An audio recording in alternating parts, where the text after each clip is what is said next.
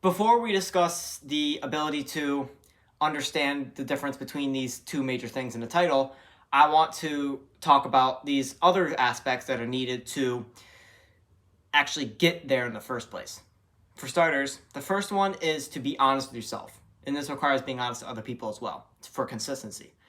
Because if you don't have that consistent practice, right, and you go and you be honest to one person, turn around and lie to another, what's going to happen is that reflects back into yourself and tells you that you can be honest on one front but dishonest on another, which doesn't really hurt you, but it confuses you and then hurts you, right?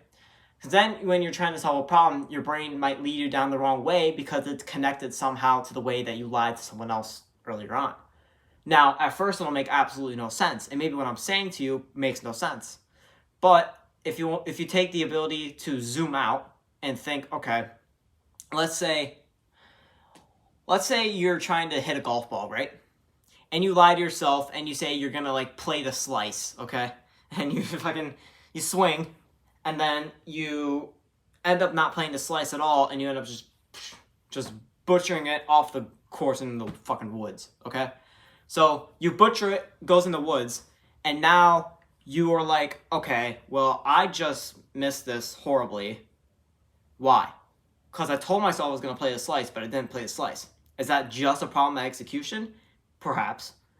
May I suggest, though, that it might also be a problem with being honest to yourself and saying that did you actually want to play the slice, or did you subconsciously or even consciously say that you were going to do something else and then went with that instead? Because now you're being dishonest on both fronts, because you're not getting to any goal. Because you're not going, let's say in your mind you wanted to go straight forward, but you want to be the jokester and play the slice, and now you didn't do either one of those, so now you're just stuck in this repeating loop, right? And then maybe that spreads to other sports too, and then maybe that other spreads to cooperation and communication with people, right? Because you're not communicating the thing that you actually want to do. Now, that might be more boring, sure. Oh, I want to hit the ball straight. Who cares? But the matter is that then you start to discern between which things you actually say and whatnot. But then you have the ability to say, okay, I'm actually honestly communicating with myself and other people, therefore I can honestly have the confidence and ability or competency to see a problem at its root source and not be basically mistreated into a different direction and then not ever solve the problem. That's how people get staggered, essentially. Because they look at a problem, they get confused because either they actually just competently do not know it yet and they have to research it, or they end up lying to themselves and they say, oh, this is the way to go because it's easier for the short term. Usually that's what happens, at least from my beliefs. Although I could be completely wrong. If you have the time to research into that, let me know. But so that's the first point, right? Getting to be honest with yourself. It's very important, and it spreads into many other things too, right? If you're giving a gift to someone, you give them an honest gift, not one that's just, oh, give me a reward for the gift, right? You get less of that, and you get more of genuine authenticity from both sides, right? Even in a relationship. So I would say if I had the chance to overrule some sort of majority, I would say that would be one of the essential rules to in place within yourself or implement. So going off of that, I want us to go on to our second point. Our second point being to be observant. Now, I'm going to give you an example of making omelets, okay? So imagine you're getting the ingredients, you're making the omelet, and you forget an ingredient, right? Maybe you already have it out, but you are also listening to music, so you're kind of distracted. This is not a focus thing. You'll see in a second. So you're mixing in all the ingredients, and then you cook it in, and maybe with that certain ingredient, it takes longer for the omelet to cook fully. But you don't have it in there, so now your cooking time's messed up. But you don't know that, right? You think that ingredient's in there, you put it away, and then next thing you know, 5 minutes later, when your omelet is ready to flip, you think that it needs another 2 minutes, and then it's fucking burnt to a crisp. And now you're like, well, why the hell was my omelet burnt to a crisp? Because I put in all the ingredients, right? Well, you did, but you weren't observant enough to see that you missed that ingredient. Now, take this into your personal life, Okay? Take it into an actual like example that would make sense. So you're having an argument with your partner, whoever, right? Parents, siblings, right? And your argument isn't well crafted.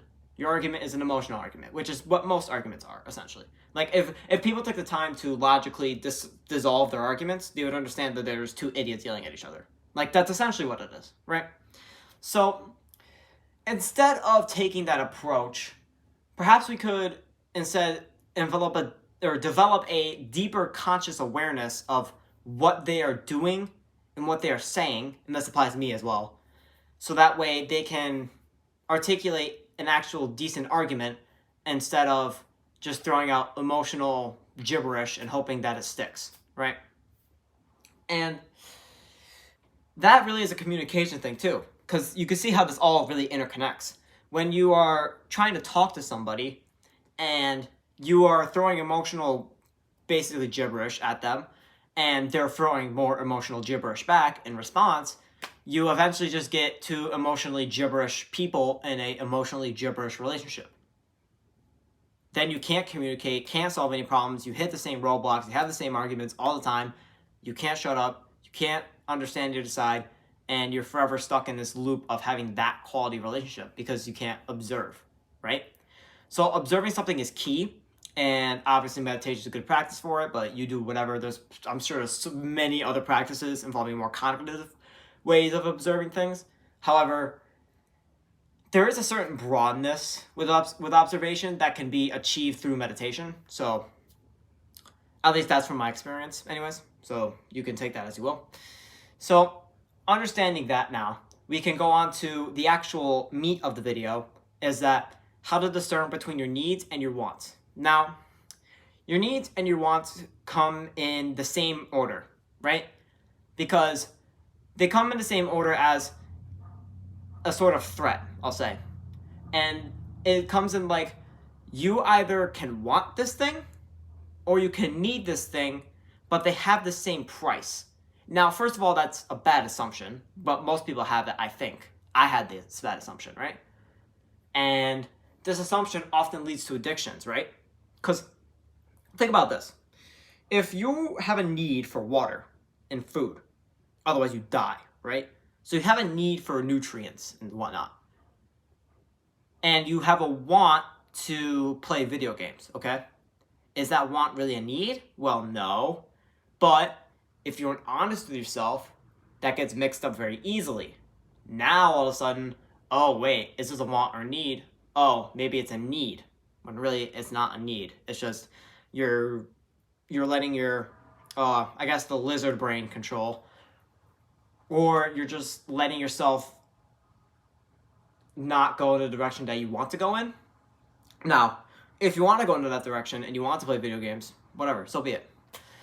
That is up to you, and I hope that you understand the consequences of your actions as a whole, and not just, oh, video games are bad for you. Like, okay, whatever, no one cares. Everyone gets that message, but like, do you actually understand the message? Like, do you actually know, okay, it's bad because X, Y, Z, and not just general overstatements that have been popularized, right? So, take depth within your observations, as much depth as you can, because obviously you can't, like you're not a fucking chess grandmaster who can go 17 moves in and like fucking get a brain to yeah, no, I get that. But if you can at least see, okay, what are the consequences of this 3 days from now? That's all. That's really that takes a big step, and you allow yourself to objectively see the world in a much more affluent manner, I'll say.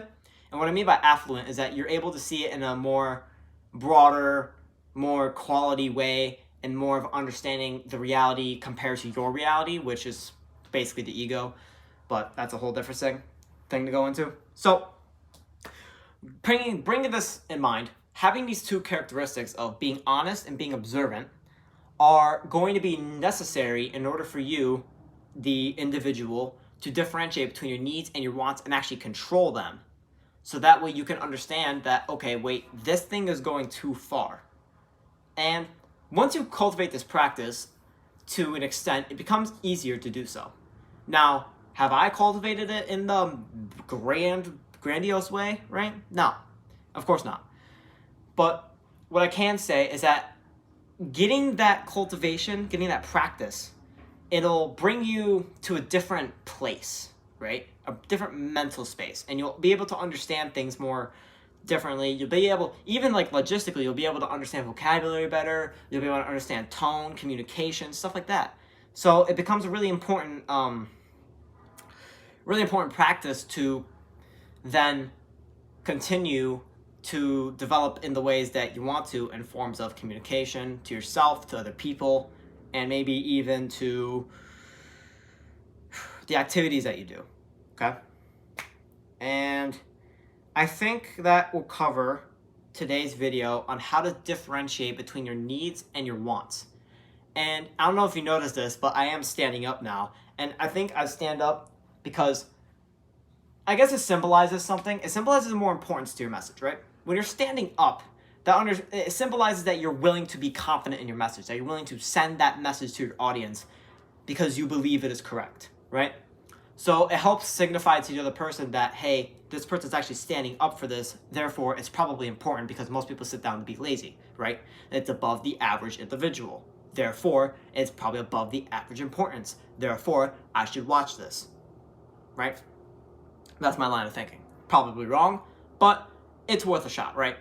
So, with that, and my little extra minute ramble there, thank you for watching through, and I hope that this will bring you an understanding of why you need honesty and observation in order to differentiate between the wants and the needs in your life, and to be able to cultivate them in the way that you want to, being able to control them to benefit your life and other people's.